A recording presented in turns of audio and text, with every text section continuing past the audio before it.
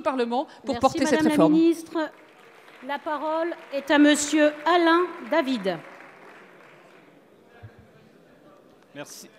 Merci Madame la Présidente. Ma question s'adresse à Monsieur le ministre de l'Économie et des Finances. La direction du groupe Ford Europe, alors même qu'elle affiche des milliards de bénéfices, a annoncé mardi 27 février dernier qu'elle ne réinvestira pas sur le site de Ford Aquitaine Industries à Blanquefort en Gironde.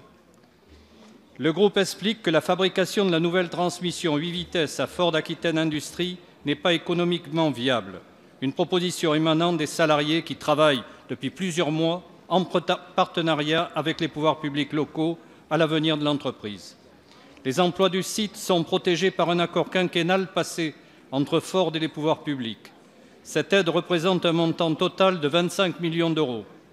Cet accord s'achève à la fin du mois de mai sans avoir vu une seule proposition réaliste et concrète de la part de l'entreprise pour développer son activité sur ce site.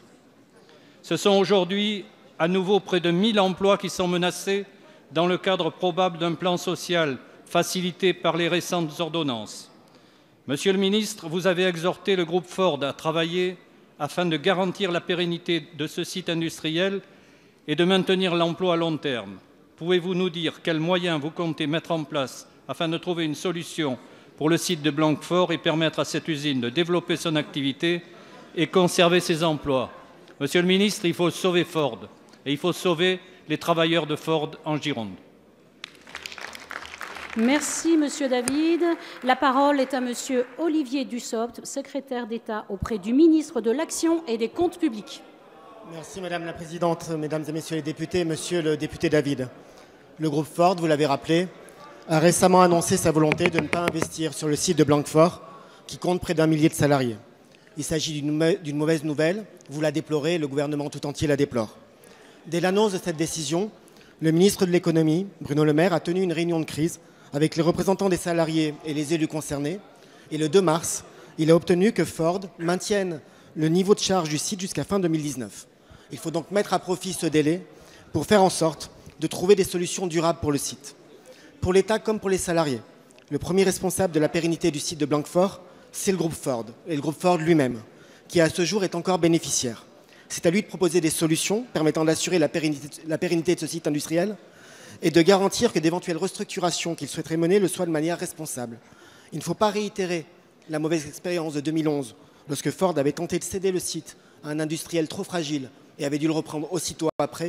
Et il ne faut pas oublier non plus l'accord quinquennal que vous avez évoqué de soutien des collectivités publiques à Ford qui se monte à plusieurs millions d'euros. Pour tout cela, un groupe de travail de haut niveau a été mis en place. Sa prochaine réunion est prévue pour le vendredi 9 mars. Il est piloté par Jean-Pierre Floris, délégué interministériel aux restructurations d'entreprise, et il rendra compte de ces avancées tant devant les élus que les salariés lors des comités trimestriels de suivi organisés par le préfet et les élus au niveau local. Je l'ai dit, le prochain comité aura lieu le 9 mars. Le président de la région Nouvelle-Aquitaine s'est exprimé récemment pour avancer des pistes, des propositions. Le président de la métropole a dit sa disponibilité pour travailler aussi à accompagner la pérennité du site. Soyez assurés que le gouvernement sera à l'écoute de toutes les propositions, tant des salariés que des élus locaux sur le territoire. Sauver Ford est un motif d'intérêt général. Merci, Monsieur le ministre.